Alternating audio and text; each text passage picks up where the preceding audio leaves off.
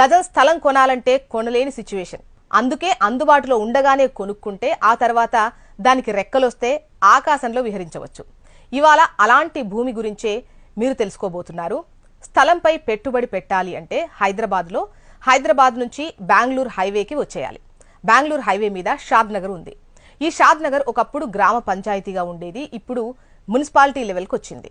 షాద్ నగర్ మరో హైటెక్ సిటీగా మారనుంది. ఎందుకంటే దీని చుట్టూ 3 ఇండస్ట్రియల్ ఏరియాలు, ఒక పోలేపల్లి సెస్ ఉన్నాయి. షాద్ నగర్కి దగ్గరలో కొత్తూరు, నందిగామ విలేజెస్ ఉన్నాయి. ఈ 2 ఇండస్ట్రియల్ ఏరియాలుగా ఉన్నాయి.